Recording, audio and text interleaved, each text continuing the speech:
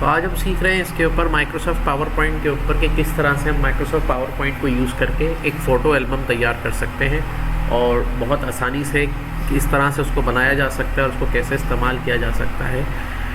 तो इसमें हम आज इसको प्रैक्टिकल करके देखेंगे। तो सबसे पहले मैं बताऊं कि फ़ोटो एल्बम बनाने का फ़ायदा क्या है। देखिए, फ़ोटो एल्बम बनाने का सबसे बड़ा फ़ायदा ये है कि देखिए, आप किसी भी इवेंट पर जाते हैं और इवेंट पर जाने के बाद जो है, अगर आप वहाँ पे कुछ फ़ोटोज़ वगैरह को क्लिक करते हैं तो वो फ़ोटोज़ आपके मोबाइल में, कंप्यूटर में स्टोर हो जाती हैं। अब किसी को शेयर करनी होती है तो वो अलग अलग सेंड करनी पड़ती है।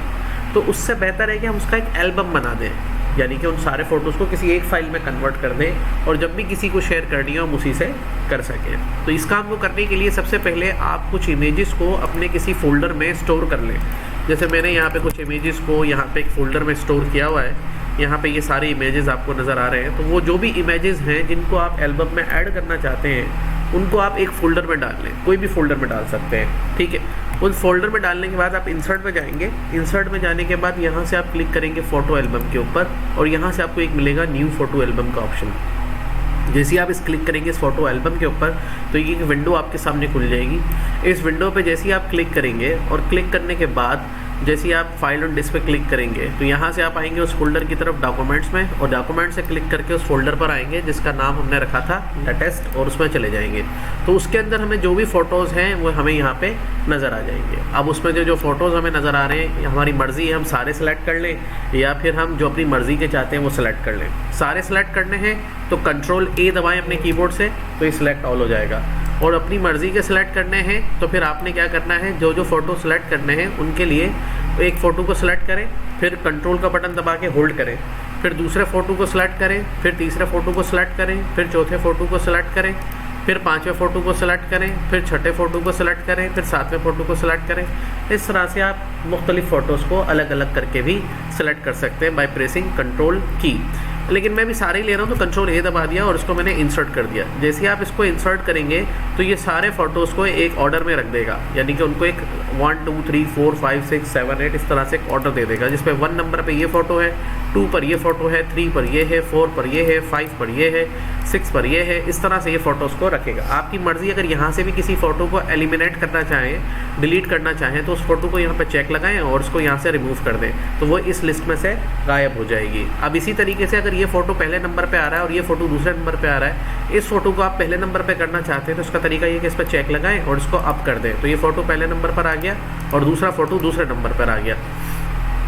इस तरह से भी कर सकते हैं। इसी तरीके से अगर कोई फ़ोटो आप देख रहे हैं कि वो आपको फॉर एग्जांपल इस तरह से नज़र आ रहा है और उसको चेक करके आप उसको रोटेट करना चाह रहे हैं तो ये देखिए इस तरह से रोटेट भी करके देख सकते हैं। अगर कोई उल्टा फ़ोटो नज़र आ रहा है तो आप उसको इस तरह से सीधा भी कर सकते हैं और सीधा फ़ोटो है तो उसको उल्टा भी कर सकते हैं। तो ये सारी चीज़ें आप यहाँ से कर सकते हैं, ठीक है। इसके अलावा अगर किसी फ़ोटो में ब्राइटनेस वगैरह कम ज़्यादा है तो उसको भी आप कम ज़्यादा कर सकते हैं। जैसे इस फ़ोटो के अंदर अगर कंट्रास्ट या ब्राइटनेस को हमें बढ़ाना है तो ये देखिए ब्राइटनेस को बढ़ा दिया, कम कर दिया, कंट्रास्ट को बढ़ा दिया, कम कर दिया।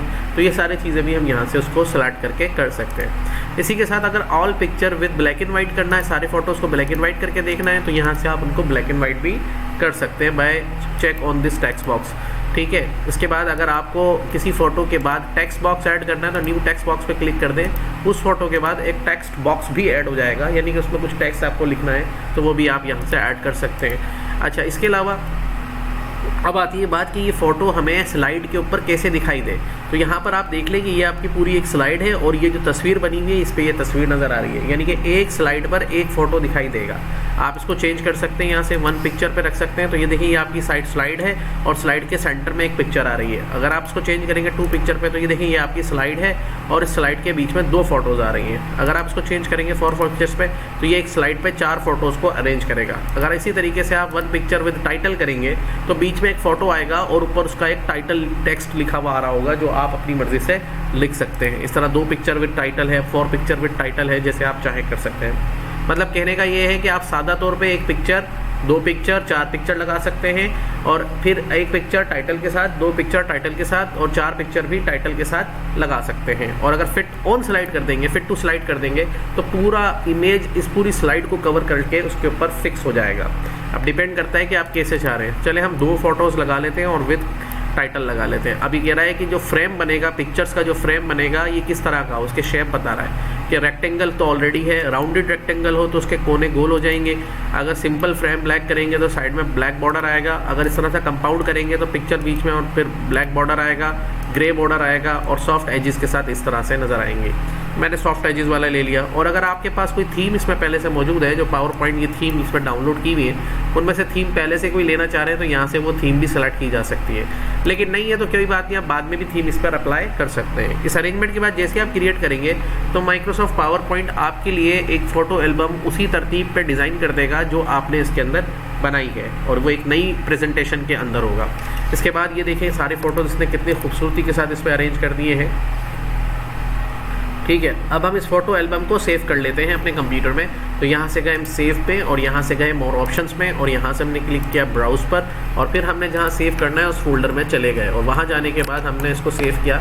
सपोज टू बी इसका जो फोल्डर का नाम है एप्पल है और एप्पल के अंदर जाके हमने सेव कर दिया क्लास 03 क्रिएटिंग फ़ोटो एल्बम। ठीक है, और इसके बाद हमने इसको सेव कर दिया। तो ये देखिए हमारा सेव हो गया। अब उसके बाद हम इसके ऊपर मज़ीद जो चेंजेस कर सकते हैं वो हमारे इख्तियार में है। किस तरह से चेंजेस कर सकते हैं देखिए, हम इस फ़ोटो एल्बम का टाइटल स्लाइड जो है वो आप एडिट कर सकते हैं। अब वो आपने ये जो फ़ोटो एल्बम बनाया है ये किससे रिलेटेड बनाया है उसकी कोई डिस्क्रिप्शन दे दें। जैसे आपने यहाँ पे लिखा suppose to be school staff या कॉलेज स्टाफ एल्बम। ठीक है, और इसके नीचे आपने लिख दिया, जैसे मेरा लिखा हुआ है नाम लिखा रहा है बाय राशिद खान, लिख देते हैं हम राशिद अली और डेट लिख देते हैं डेट ऑन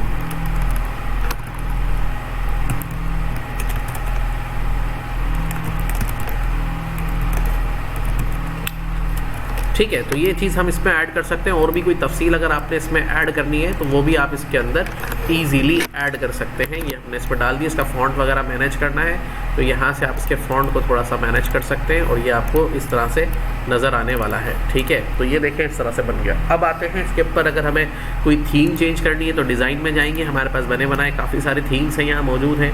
इसमें से जो थीम आपको अच्छी लगती है वो थीम इस पर अप्लाई करेंगे, ये थीम इसके ऊपर अप्लाई हो जाएगी। उस थीम के कलर्स को चेंज करना है तो यहाँ पे कलर्स कॉम्बिनेशंस भी आप चेंज करके देख सकते हैं। जब आप ये कर चुकेंगे तो फॉन्ट्स को चेंज करना है तो यहाँ से जाके फॉन्ट्स को भी चेंज कर सकते हैं। और उसके बाद जो है साइज़ वगैरह को भी दोबारा से एडजस्ट कर सकते हैं।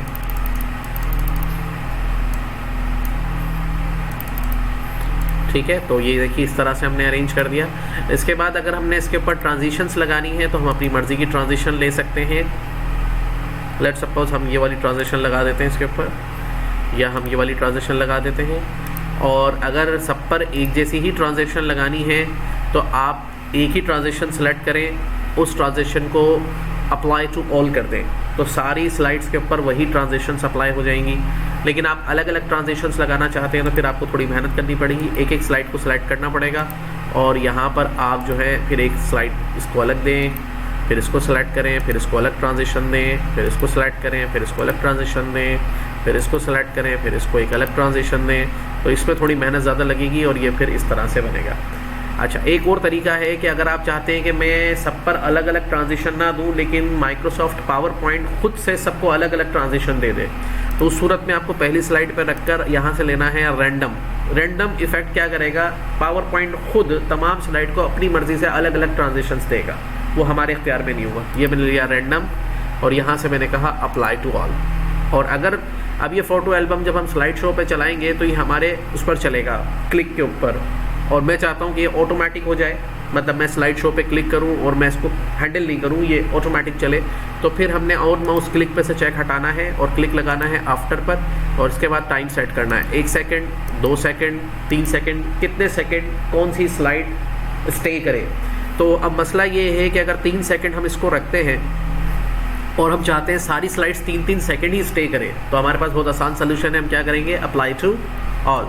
लेकिन अगर हम चाहते हैं हर स्लाइड अलग अलग टाइमिंग पे स्टे करे तो फिर हमें मेहनत करनी होगी, एक एक स्लाइड को सिलेक्ट करके उसके टाइम को अलग से सेट करना होगा। ठीक है, अब हमारा फ़ोटो एल्बम तैयार है, हम इसको सेव कर देते हैं और यहाँ से स्लाइड शो पे क्लिक करते हैं। तो ये देखिए हमारा स्लाइड शो जो है बिल्कुल ऑटोमेटिक परफॉर्म होगा और उस पर हर स्लाइड के ऊपर जो ट्रांजिशंस हैं वो भी पावर पॉइंट अलग अलग लगा चुका है। और अपने हिसाब से उसको प्ले करता जाएगा। हर स्लाइड 3 सेकंड 4 सेकंड में चेंज होती चली जाएगी। ठीक है, समझ में आ गई बात? ये अब ये तो हो गया हमारा पावर पॉइंट का सोल्यूशन। ये फाइल तो हमारी सेव हो गई पावर पॉइंट के अंदर। अब यहाँ पे देखिए कि ये फाइल जो हमारी पावर पॉइंट में सेव हुई है, तो ये फाइल हमारी पावर पॉइंट में ही खुलेगी। मतलब जब भी कोई इसको हम खोलना चाहेंगे तो हमें बजाय कि वो फ़ोटोज़ अलग अलग जाके देखें, हम क्या करेंगे, हम अपने उस फाइल में जाएंगे और वहाँ पे जाके अपनी इस पावर पॉइंट की फ़ाइल को खोलेंगे और हमें सारे फ़ोटोज़ इसके अंदर ही दिखाई देंगे। तो आप अलग अलग फ़ोटोज़ को रखने से भी बच गए और सारे फ़ोटोज़ आपके पास एक जगह कलेक्ट भी हो गए। अब चाहें तो आप उनके फ़ोटो को अपने पास से डिलीट कर दें, क्योंकि आपका एक एल्बम बन चुका है। अब यही एल्बम आप अपने फैमिली रिलेटिव्स में, फ्रेंड्स एंड फैमिलीज़ में, यूट्यूब पर, व्हाट्सएप पर शेयर भी कर सकते हैं। लेकिन इसमें एक मसला आएगा कि जिसको भी हम ये सेंड करेंगे वो क्या करेगा कि वो इसको पावर पॉइंट में ही खोल के देख सकता है। यानी कि मोबाइल में भी पावर पॉइंट होना चाहिए और कंप्यूटर में भी पावर पॉइंट होना चाहिए। अब लोगों को इतनी नॉलेज नहीं होती कि उनके पास अगर पावर पॉइंट नहीं है तो फिर क्या करें, तो हम इसकी बनाएंगे PDF फाइल। क्या बनाएंगे? PDF file. अब PDF फाइल क्या होती है? ये होता है पोर्टेबल डॉक्यूमेंट फॉर्मेट। मतलब ये एक ऐसी फाइल हो जाएगी जिसको हम किसी को भी शेयर करेंगे और वो इजीली इसको क्लिक करके PDF व्यूअर पे देख सकता है। PDF file open on PDF viewer, जो कि मोबाइल और कंप्यूटर में होता है। इसके अलावा PDF व्यूअर पे भी खोल सकते हैं इसको, और गूगल क्रोम पे भी खोल के देख सकते हैं, माइक्रोसॉफ्ट एज पे भी खोल के देख सकते हैं। मतलब ये इजी फाइल हो जाएगी और उस पर हम इसको कन्वर्ट कर सकते हैं। तो अभी देखिए कैसे करेंगे। फाइल में जाएंगे, यहाँ से क्लिक करेंगे एक्सपोर्ट पर। ये हमसे कहेगा क्या करना है, हम कहेंगे क्रिएट PDF XPS और यहाँ से कहेंगे क्रिएट PDF, और PDF बना के हम उसको उसी फोल्डर में सेव कर रहे हैं जाके, और एप्पल के फोल्डर पे क्लास 3 क्रिएट PDF। अब पावर पॉइंट की फाइल अलग है, ये PDF फाइल अलग है। PDF file non editable file होती है, मतलब इसको चेंज नहीं कर सकते। जैसे हम इसको क्लिक करेंगे तो ये देखें इसने क्रिएट कर दी। ये पावर पॉइंट की फाइल हम अभी बना रहा है तो थोड़ी सी देर लेगा ये बनाने में। तो हम जब तक, तो पावर पॉइंट की फाइल हमारी अलग से सोर्स फाइल के तौर पर सेव हो गई, ओरिजिनल फाइल। उससे हमने एक PDF फाइल बनाई जिसको हम अपने किसी भी रिलेटिव को व्हाट्सएप पर शेयर कर सकते हैं और उसको फेसबुक पे भेज सकते हैं, ताकि वो अपने मोबाइल में या कंप्यूटर में ओपन करके सारा एल्बम हमारा देख सके। तो ये थोड़ा सा बन जाए, ये प्रोसेस चल रहा है नीचे। तो यहाँ पे जैसे ये कंप्लीट होता है 1 सेकंड के अंदर हम उसको देखते हैं। लेकिन PDF फाइल में जिस तरह से हमें एक तो फ़ायदा हो रहा है कि वो इजीली किसी भी कंप्यूटर या लैपटॉप पर या स्मार्टफोन पर खुल सकती है, उसमें एक लिमिटेशन भी है। लिमिटेशन ये है कि पावर पॉइंट की फ़ाइल में तो जो एनिमेशंस हैं और जो ट्रांजिशंस हैं वो तो हम देख सकते हैं। PDF फाइल में हम वो देखने को नहीं मिलेंगी, क्योंकि वो एक पिक्चर की तरह हमें दिखाई देगा। ये फाइल बन गई, हम जाके देखते हैं उस फोल्डर के अंदर। तो ये देखें PDF फाइल क्रिएट हो गई और इसको मैं डायरेक्टली किस पे ओपन कर रहा हूँ, गूगल क्रोम पे मैं ओपन करके आपको दिखा रहा हूँ। तो ये देखिए मेरे क्रोम पे ये खुल गई है और यहाँ पे देखिए ये मेरी PDF फाइल है, जिसको किसी को भी मैं सेंड करूँगा तो वो इन पिक्चर्स को ईजिली वॉच कर सकता है अपने पास। लेकिन फिर भी अच्छा हो गया, एक एक पिक्चर भेजने के बजाय आप एक ही फाइल को किसी को सेंड कर देंगे तो आपकी पिक्चर्स भी महफूज रहेंगी, इसमें से निकल भी नहीं सकती, और इसके अलावा वो एक साथ देख भी सकता है कि हाँ पूरे एल्बम की तरह, और ये ईजिली फाइल शेयरेबल भी हो सकती है। तो आज की क्लास में हमने सीखा किस तरह से हमने एक पावर पॉइंट के अंदर रहते हुए मुख्तलिफ फ़ोटोज़ को एक फ़ोल्डर में डाल के एक फ़ोटो एल्बम बनाया, फिर उस पर थीम लगाई, फिर उसके ऊपर हमने ट्रांजिशंस दी, फिर ट्रांजिशंस के बाद जो है हमने उसकी अप्लाई करके उसको स्लाइड शो पे चला के देखा, और फिर हमने इसका एक और अलग सलूशन निकाला कि हमने उसकी जो है PDF फाइल बना दी ताकि वो ईज़िली किसी को भी सेंड की जा सके और वो इसको बैठ के देख सके बैठ के। ठीक है।